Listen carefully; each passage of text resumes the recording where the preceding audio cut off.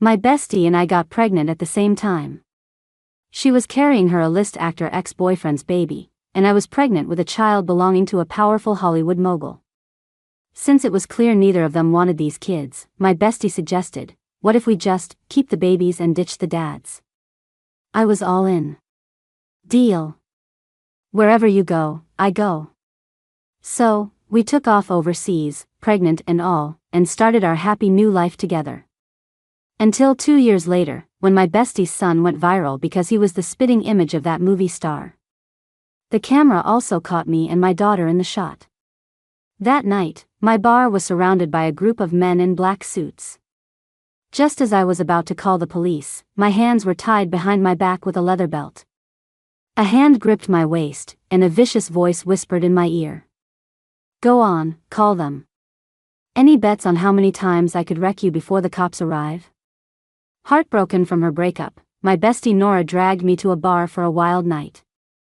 Her hand was just about to graze the six-pack of a young male model. Suddenly, the movie star David Shaw appeared at the entrance. Wearing a baseball cap, David stormed over, his face flushed with anger. He pointed at the model, who bore a slight resemblance to him. Who is he? Nora, are you using him as my replacement? Nora glanced up at him, a cold smirk playing on her lips as she stood up. What's the matter? You used me as a stand-in for Sophia, so why can't I find a replacement for you? Besides, she added, your precious Shaw family heirloom is on someone else's wrist now.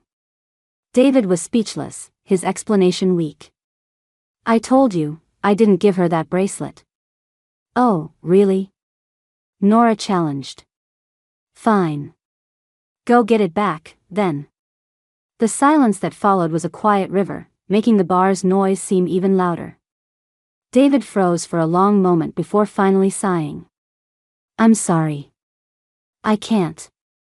Even though she'd expected this, Nora's expression faltered for a second. Her eyes red, she grabbed her purse and shot me a look that said, text me later. Then she strode out of the bar on her high heels. David nodded at me and chased after her. I remembered the last few times he'd easily won her back. Nora, don't go soft on him. I yelled desperately. This is a matter of principle. Break up with him. For real this time. My throat was raw from shouting. A hand with long, elegant fingers appeared behind me, offering a slice of watermelon. I looked at the hand, my mind starting to wander. Wow, this model knows how to play the game. I turned with a smile. Hey, what's your name? The words had barely left my mouth when I saw his familiar, handsome face. I froze on the spot. The model from the booth had vanished at some point, leaving only Alex Johnston standing behind me. His features were sharp, his jawline defined, and his eyes were like chips of ice. I stumbled back a step, but he grabbed my wrist. A humorless smile touched his lips. You like younger guys? Fine. Let's go home. I'll give you all the younger guy you can handle. That night, Alex pushed me against the floor-to-ceiling glass window and didn't let up until dawn. Across the water was the glittering LA skyline, where real estate costs a fortune. If it weren't for Alex, I wouldn't even have the right to set foot in a place like this. But of course, I wasn't his girlfriend. At best, I was his kept woman. During my first year trying to make it as an actress, I ran into a director who tried to get me on the casting couch. I refused his advances at dinner as politely as I could, but he became more aggressive. Just as his hand was about to slide under my skirt, Alex appeared. He saved me with a single, dismissive sentence. He was a top-tier Hollywood mogul, and I was a nobody, a Z-lister just starting out. Alex's pursuit wasn't obvious. There were no grand, romantic gestures, but he looked out for me in countless small ways. And with that face, which could rival any star in Hollywood, it was hard not to fall for him. But I knew my place. A kept woman is just a kept woman, a far cry from a real girlfriend. I understood that we had no future. Eventually, I would have to leave. Losing focus again? As if to punish my wandering thoughts, Alex's movements behind me grew rougher. What are you thinking about? Your boy toys? A gasp escaped my lips. I dug my nails into his arm, bit my lip, and shook my head. But my response clearly didn't satisfy him. He turned me around. Then you'll just have to take it. I don't know how much time passed before the storm finally broke. Alex carried me to the bathtub, holding me in his arms. As the afterglow faded, I suddenly asked, I heard your older sister, Tanya, is back in town? Yeah. Alex had always been close to his sister. Tanya made most of the decisions for the Johnston family. More importantly, I'd heard that Tanya had brought another woman back with her this time. A woman who was supposed to marry into the Johnston family. Thinking of this, I asked tentatively, can I meet her? Alex's closed eyes snapped open. He studied me for a moment before replying coolly, there's no need. Of course. The kept woman doesn't get to meet the family. Hiding my disappointment, I forced a smile. Okay. That night, Nora, who was supposed to call me, never did. It wasn't until noon the next day that a message from her finally came through. Don't worry. We didn't get back together. I thought life would just go on like this. But a month later, both Nora's and my periods were late. We went to the doctor together. When the ultrasound results came back, we stared at the words pregnancy confirmed on the reports and fell into a collective silence. Nora snatched the paper from my hand, her voice sharp with disappointment. We agreed you'd use him for connections and then bounce. You didn't use protection? I did. I argued loudly. But then I remembered that wild night against the window and my voice dropped. But, it might have broken. Nora rolled her eyes, speechless. Now it was my turn. I grabbed her report. You're one to talk. I yelled. You don't even have a boyfriend. Whose kid is this, some random guy's? Nora's eyelashes fluttered. She shot me a guilty look and mumbled, it's David's. Whose? I thought I'd misheard, my face scrunching up in confusion. She closed her eyes, took a deep breath, and shouted right into my ear, my ex-boyfriend. Leo. Shaw. My ears were ringing. David Shaw is David Shaw, I grumbled. Why are you yelling? Nora had broken up with David, who still had his old flame, Sophia, waiting in the wings. And me? I was the mistress who couldn't be seen in public, while Alex's fiancé had just returned to the country. We looked at each other and sighed. Clearly, neither of these men was going to step up for these kids. After a long silence, Nora grabbed my hand. What if we just keep the babies and ditch the dads? She asked hesitantly. I thought about it. Okay. Alex has been pretty generous over the years, and with the money I've saved from acting, we could probably buy a villa overseas. And get a dog and a cat, I went on. One villa, 2 moms, 2 babies. Wasn't that the retirement plan my bestie and I had always dreamed of? We decided to leave immediately. Nora was still being pestered by David, but they weren't living together, so she could leave anytime. My situation was more complicated. I spent the next few days looking for the right moment to end things with Alex, but the opportunity never came. Until one night, he came home completely drunk. The moment he opened the door, the smile on my face froze. Alex was leaning heavily on a beautiful woman. And I recognized her from the photos the media took when Tanya returned. It was Alex's fiancée, Heather. Hi, you must be Jenny, right?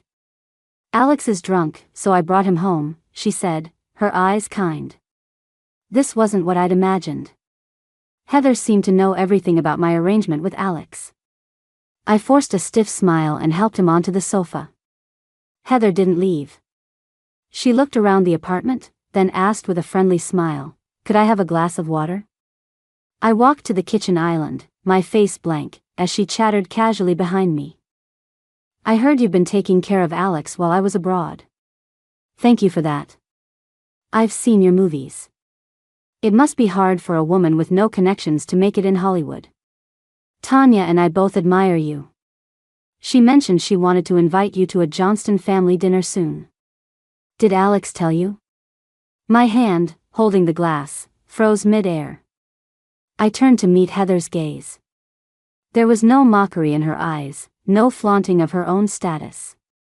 There was only the quiet confidence of the true mistress of the Johnston household. It was a confidence I had never felt, no matter how long I'd been by Alex's side. In that moment, the weight I'd been carrying on my shoulders came crashing down. I knew it was time to go. That night, while Alex was asleep, I packed up my things.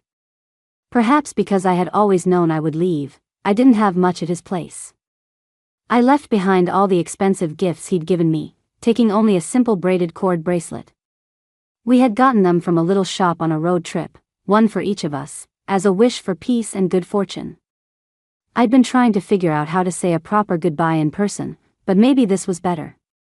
On the gray silk sheets, Alex's face was just as stunning as the first time I saw him. He always thought he was the one who pursued me, but he never knew that for me, it was love at first sight. A wave of sorrow and regret washed over me. I sent him one last text, "I'm gone. I hope we never see each other again." Before I left, I blocked his number. Alex, I hope we both find peace and happiness in our lives to come. This was our 3rd year living in Australia. We had both given birth to healthy babies. Nora's son was named Max, and my daughter was Fifi. When the kids turned 3, Nora started a parenting social media account, though she never showed her own face. I opened a bar. Life was good. We had money and free time, and my bar was full of young hotties. Until one day, a comment appeared on Nora's account. "Is it just me, or does this kid, Max, look a lot like the movie star David Shaw?" Because David had once posted his childhood photos online, users immediately dug them up for comparison. And the resemblance was uncanny. It wasn't just similar, it was identical. Max blew up online. Many people tagged David on X, teasing him. Other users asked Nora, "Who's the baby's father?" Nora, being her usual snarky self, replied, "He doesn't have one." Parthenogenesis. When people started accusing her of being a mistress and Max of being an illegitimate child, she shot back with a passive-aggressive comment. "If you knew who his father was, you'd think I was the one who got the short end of the stick." But the second she posted that, an account named David Shaw replied below it.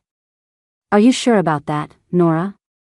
The username was David Shaw, the profile picture was David Shaw, and most importantly, it used her name. It seemed too specific to be a fan. Terrified, Nora immediately deleted all the replies and set her account so only friends could comment. That night, she came to my bar in a panic, worried that David would find her and fight for custody of Max. I told her to calm down. A few videos online weren't enough. Even if it really was David, Australia was a big country, he'd never find her exact address. Seeing she was still worried, I suggested we take a trip the next day to clear her head. The next day, we were at a tourist spot with the kids when we were stopped by a random street interviewer. Given Max's recent viral fame, we immediately declined the interview and hurried away with the children. But the video still ended up online. In the clip, Max was clearly visible, and I was in the frame with Fifi. The internet exploded. OMG, from a bystander's view, that kid looks even more like David Shaw. Could it be his secret love child? It's so common for celebs to have scandals these days. The little girl in the video is gorgeous too. Her mom looks familiar. Has she been in any movies? As the situation spiraled, Nora and I talked it over. Why don't we move somewhere else? I suggested. This bar isn't doing that great anyway. I've been thinking about closing it. Nora nodded. Okay. Wherever you go, I go. Nora deleted her parenting account, and I put up a for sale sign at the bar. Someone contacted me that same day about taking over the place and arranged to meet me that night. But I waited at the bar until closing time, and they never showed. A strange feeling washed over me as a noise came from the front door. The next second, the wooden door was kicked open, and dozens of bodyguards in black suits stormed in, surrounding the bar. A chill shot up my spine, freezing me in place. "Who are you looking for?" I demanded. No one answered. My heart pounding, I bolted for the back door. I ran out the back and turned right, smashing straight into a solid chest. A familiar scent of cedarwood filled the air. I stumbled back, fumbling for my phone to call 911. The call connected, but a sharp pain shot through my wrist, and the phone clattered to the ground, its screen glowing faintly. My hands were yanked behind my back and tied with a leather belt. A hand gripped my waist, pulling me into a hard embrace.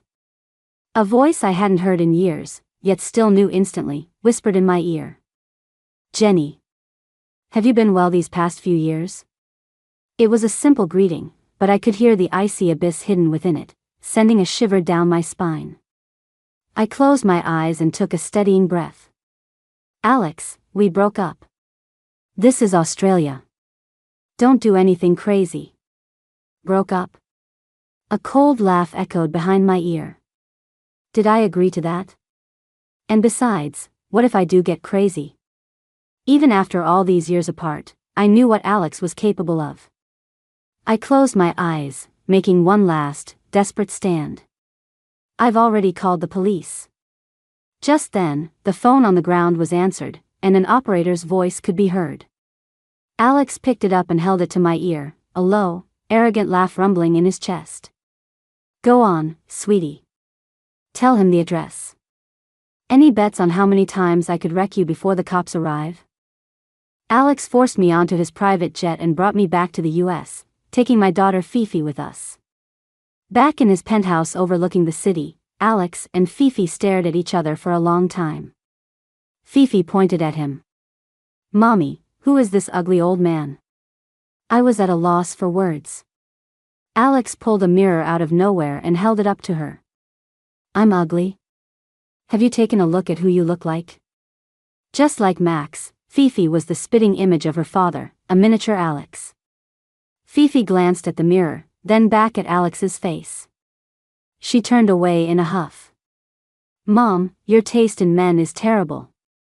With that, she hopped off the stool and marched into the room that had been prepared for her.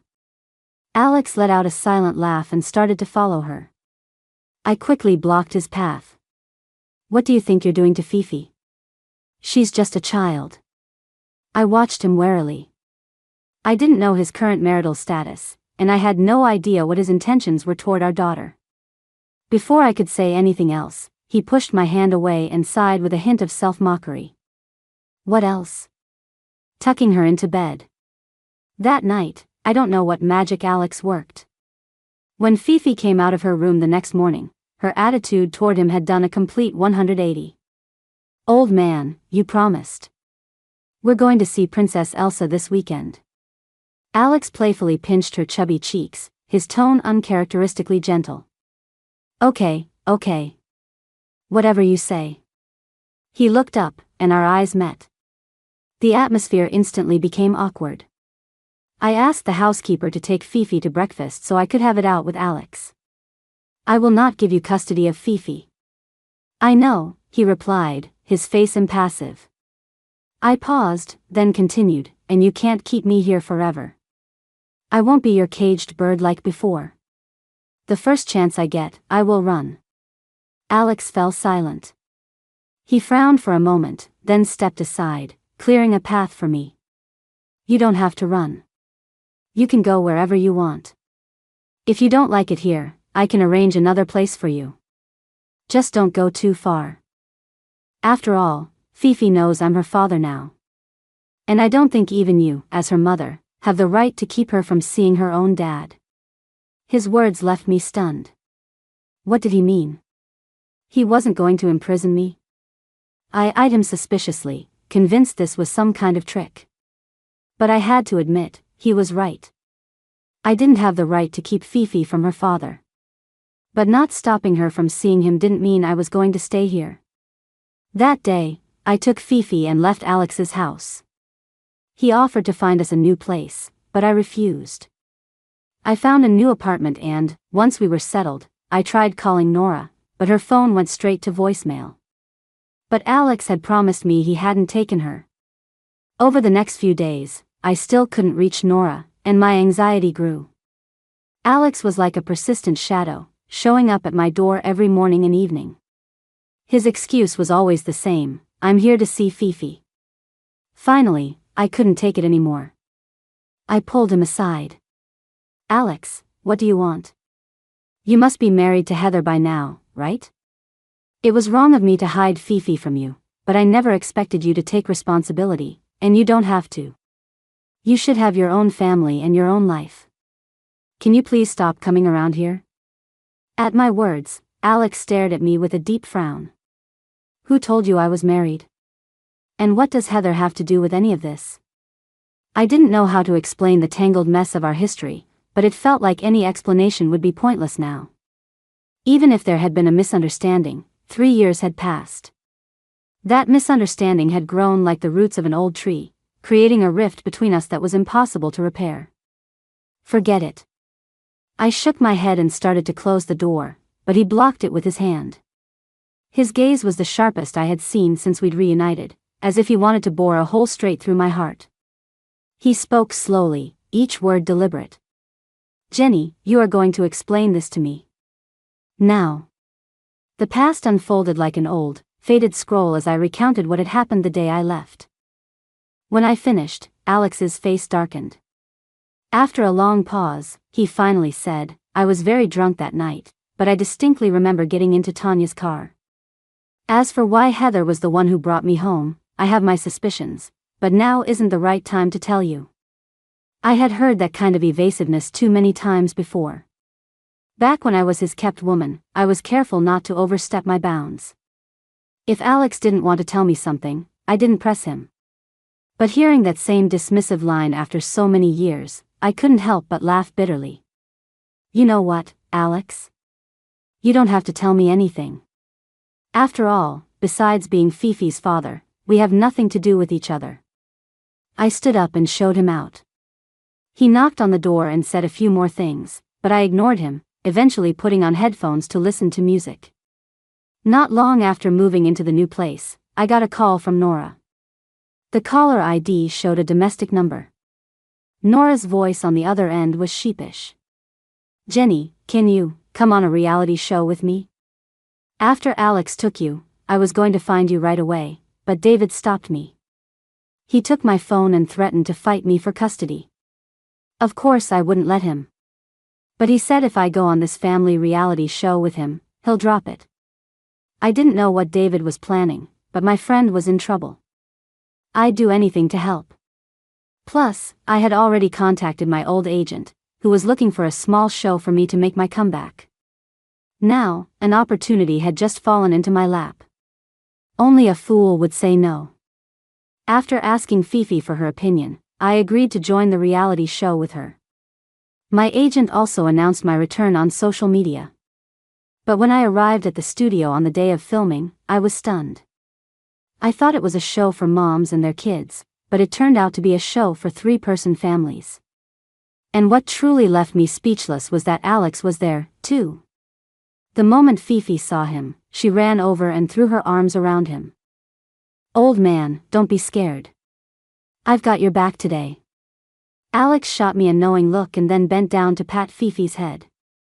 Okay, Daddy's counting on you today. With David's star power, and his prior announcement that he was bringing his son on the show, the normally quiet program's live stream was packed with curious fans. The hashtag David Shaw on reality show with secret son instantly shot to the top of the trending list. OMG, so that kid Max really is David Shaw's son. Is this David's way of announcing he's married? Get a grip. Who knows how that woman trapped him? David only said he was bringing his son, not his wife. The production team certainly knew how to stir up drama. Seeing the live chat going wild, they scrapped the original chemistry test segment and replaced it with a random Q&A from online viewers. The host used a program to randomly select a question from the audience. After a moment, a line of text appeared on the big screen. Are the parents currently in a legally married relationship? For a normal couple, it would be a silly question, but for the people on this stage, it was a bombshell. David's face darkened. He sighed. No. His answer sent shockwaves through the audience. The chat started flooding with comments. Knew it. She's just using the kid to climb the social ladder. I remember David was rumored to be with the singer Sophia. They were childhood friends, but it just fizzled out. I guess a third party got involved. Homewreckers are the worst. She should just disappear. The host chimed in at the right moment. So, are you two not planning to get married, or are you already divorced? David glanced at Nora and gave a bitter, self-deprecating laugh. Let's just say I was the one who got dumped. The live chat exploded. Seeing the comments getting out of control, the host quickly changed the subject. This question is for all the families to answer. The microphone was passed to me. I was much calmer.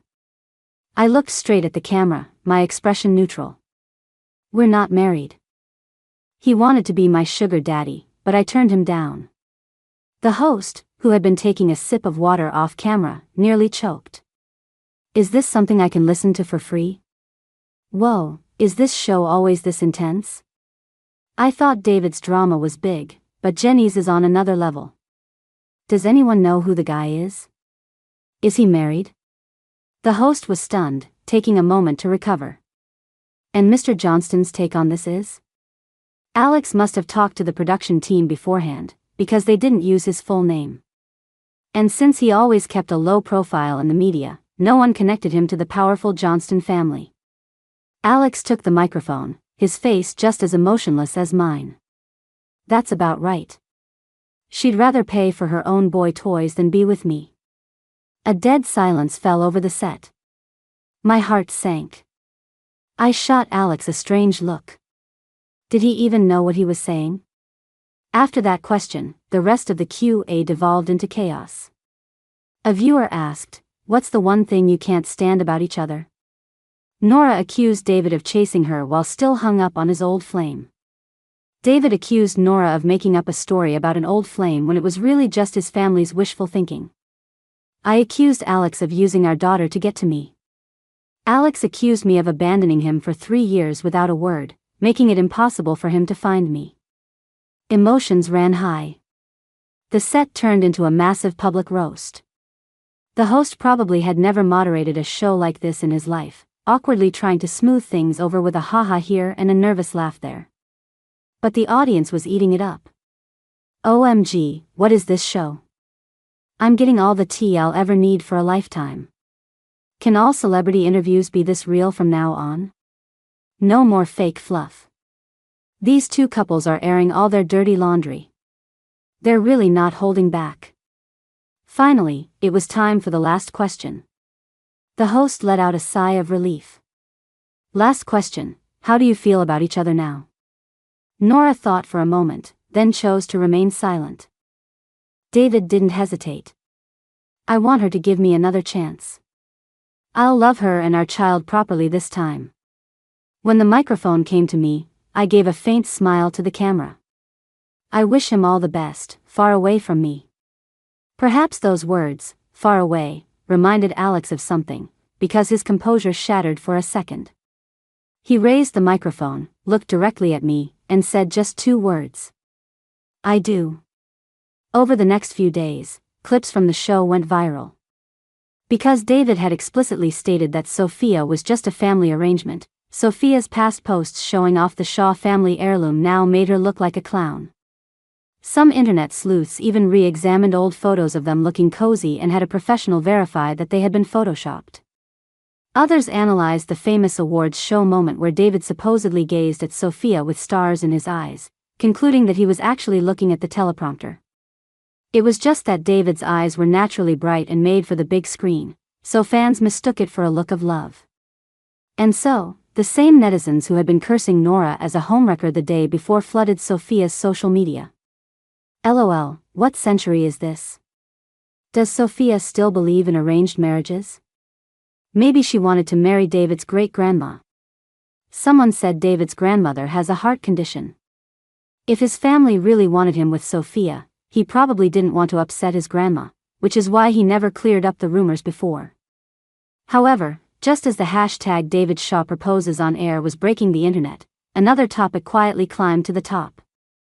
Hollywood powerhouses Johnston and Heather families announce engagement. Only a few photos from the event were leaked, but one of them captured the bride-to-be's face clearly. It was Heather. Even though my rational mind had told me to run away 1,000 times, my chest still ached with a familiar pang. No wonder. No wonder Alex, who used to show up every morning and night to see Fifi, had suddenly vanished after the show. An engagement party must take a lot of planning. Naturally, he wouldn't have time for someone unimportant. I looked away from the screen, suddenly feeling ridiculous. Thinking back to the look Alex gave me on the show, for a fleeting moment, I had actually believed his I do. I tried my best to hold it in, but tears started to fall. Fifi appeared by my side, seemingly out of nowhere. "Mommy, why are you crying?" I smiled and shook my head. "It's nothing. Mommy was just thinking about going back to Australia. But if we do, you won't be able to see your daddy anymore." Fifi's eyes widened, and she stared at me, confused. After a moment, she leaned in and kissed my cheek. "Mommy, let's go back." Alex was in a board meeting, just as the vote on the share transfer proposal concluded, when he received Jenny's call. Everyone thought the Johnston siblings were inseparable, their bond unbreakable. But only Alex knew the truth. He knew who was really behind the kidnapping attempt that nearly cost him his life when he was 10. Tanya had always pretended to be the loving older sister, but behind his back, she had orchestrated countless accidents and schemes. Favored by their grandfather, Tanya had built her own power base on the board, making Alex's early years as CEO nearly impossible. He'd had to bow to her, feigning cooperation to gain a foothold in the company.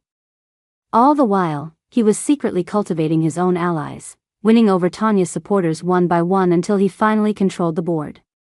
He had always been a man who would do whatever it took to achieve his goals. There was only one exception, Jenny. The first time he met her, he was drawn to her beauty, but even more so to her principles and ambition. In Hollywood, an actress without connections was like a lamb in a lion's den. After he'd saved her for the 4th time, he, a man who never cared for women, asked on an impulse, "Do you want to be with me?" That day, he saw a flicker in Jenny's stubborn, cool eyes. She bit her lip, lost in thought. But in the end, she nodded. He had always thought of them as a couple. When Tanya returned, Jenny had asked if he could introduce them, and he refused. He knew the day would come when he and Tanya would have to face off. He would rather keep Jenny away from her from the start than let Tanya discover his one weakness and use it against him. He just never imagined she would suddenly leave him, a clean break with no warning. For the 3 years she was gone, he never stopped looking for her, but there was no trace. Until he saw her again in that street interview clip, with a little girl by her side who looked just like him. In that moment, he thought he understood why she had left. He found her and, at the same time, accelerated his plan to dismantle Tanya's power. Finally, after today, Tanya Johnston would no longer be a threat to him. Thinking of this, he eagerly answered the call. But it wasn't Jenny's voice he heard. It was Fifi's, small but furious. "Old man, if you don't get back here, Mom's gonna run away again. Do I have to teach you how to keep a wife? Are you good for anything?" He hung up the phone. That night, from the parking garage of the Johnston Corporation Tower, a limited edition Maybach shot out like a meteor, its engine roaring as it sped toward the airport. There was 1 hour until the flight departed. I had just told Nora I was going back to Australia. Okay, I'll come with you," she was saying. Before she could finish, I heard David's dark voice in the background. "Where do you think you're going?" "I am MPH." The sound of a kiss came through the line. I chuckled and hung up. I sent Nora a text, "Cherish what you have. This time, I'm not taking you with me." Nora's situation was different from mine. During our time back in the States, I could truly see that David still loved her, and she still had feelings for him. But that meant that in a foreign country, it would just be me and Fifi. I don't know if Fifi ate something bad, but she kept complaining about a stomach ache and running to the bathroom. I bought her some stomach medicine at the airport, but she threw a tantrum and refused to take it. With boarding time approaching, I was getting annoyed. I took her hand. "What is wrong with you? If you don't want it now, you'll take it on the plane." Fifi looked like she was about to cry. "Mommy, can we please wait a little longer?" The airport announcer was already calling our flight. "Wait for what?" I snapped, my voice rising. "What is there to wait for?" The words had barely left my mouth when a deep voice came from behind me. "She's waiting for me." "Jenny, you said you wouldn't run. Are you trying to leave me behind again?" My feet felt like they were encased in concrete. I shot Fifi a scolding look, but she just gave me an innocent stare. And she was right. What was so wrong with a daughter not wanting to be separated from her father? The only one in the wrong was me. I turned around. Alex's face was etched with exhaustion, his eyes bloodshot. I swallowed hard. "Congratulations on your wedding." "I'm sorry, I didn't realize Fifi would be so reluctant to leave you." "If that's the case, she can stay here with you for a while before coming back." Holding back my emotions, I pushed Fifi toward him.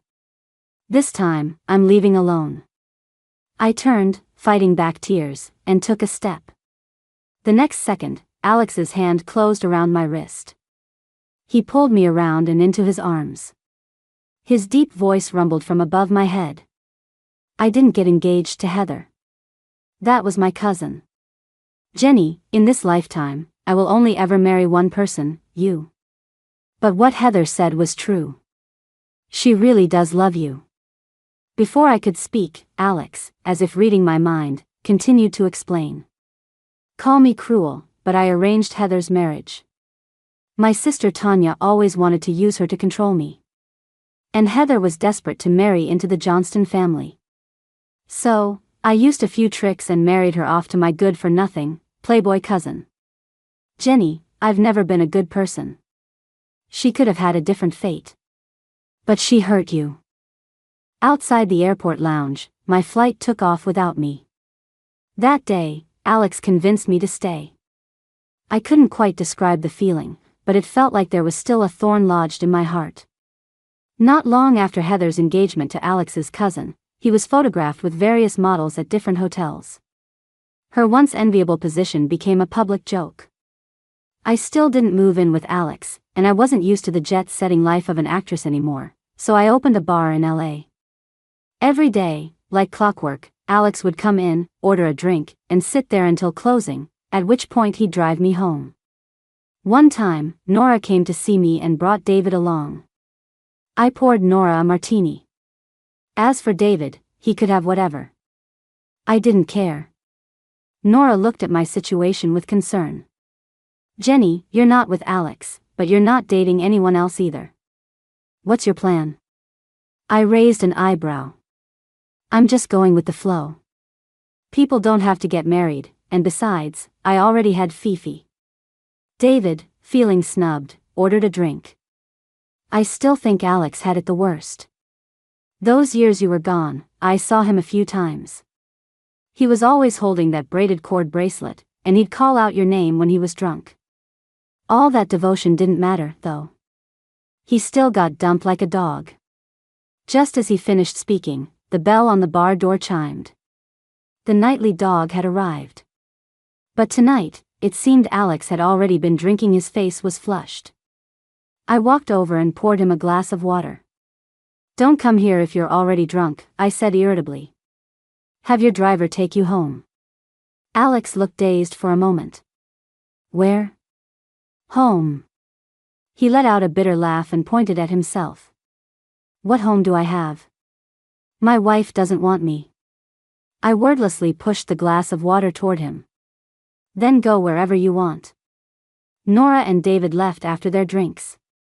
As closing time neared, I looked over at Alex, who seemed to be asleep in the booth. I figured if he caught a cold, he'd just use it as another excuse to act pitiful. So I grabbed a jacket to cover him. Underneath it, his breathing was even. I couldn't resist reaching out to touch his face. Startled, Alex looked up at me, his eyes hazy. What's wrong? The night was as quiet as a stalking predator.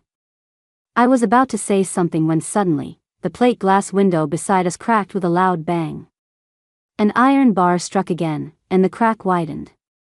The next second, the glass shattered completely, sending shards flying toward me. I instinctively closed my eyes, feeling a large figure lunging to shield me. Then came the sickening thud of the bar hitting flesh. Warm, red blood splattered onto my face. My ears felt like they were stuffed with cotton. I couldn't hear a thing. Alex smiled at me as a stream of blood flowed from his head, like a dam breaking, instantly covering his face in crimson. My voice trembled as I screamed, "Alex!" The attackers, their mission seemingly accomplished, got back into a van. As the vehicle sped away, I saw Tanya's twisted smile in the back seat. "Doctor, please, you have to save him. I'm begging you." In the hospital, the beeping of machines, the hurried footsteps, and the cries of anguish all blended together. I touched the sticky blood on my face. I felt like I was completely falling apart. I sank to the floor outside the operating room, shaking. Nora hugged me tightly. "It's okay. Alex hasn't married you yet. He's not going to die." David returned from taking a call. "Good news. The bar's security camera wasn't damaged, and it was pointed right at the window. Don't worry, Tanya won't get away with this." I nodded through my tears, but I couldn't process anything he was saying. After what felt like an eternity, the light above the operating room went out. I rushed forward. The doctor gave a nod, and the crushing weight on my chest finally began to lift. Alex was moved to a VIP room. The bar was closed for repairs after the police finished collecting evidence, so I spent every day by his bedside. Even though the injury was to the back of his head, he acted as if he were paralyzed from head to toe. "Honey, I'm thirsty." I handed him a glass of water, my face a mask of indifference. "Honey, I want a piece of fruit." I gritted my teeth, speared a piece of fruit with a fork, and held it out to him. "Honey." I couldn't take it anymore. "What do you want now?" Alex looked at me with a wounded expression and said softly, "I want a kiss." That was the last straw. "Why don't you just say you want me to touch you, too?" I retorted. His eyes lit up. "Can I?"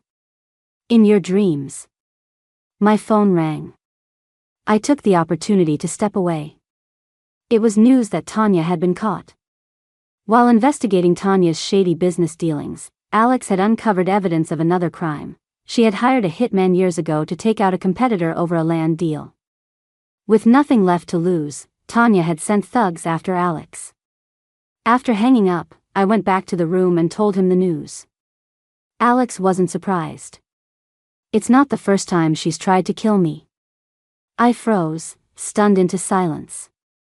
"The reason I didn't want you to meet her, the reason I kept you away from my family, was because Tanya is a lunatic." Alex looked down.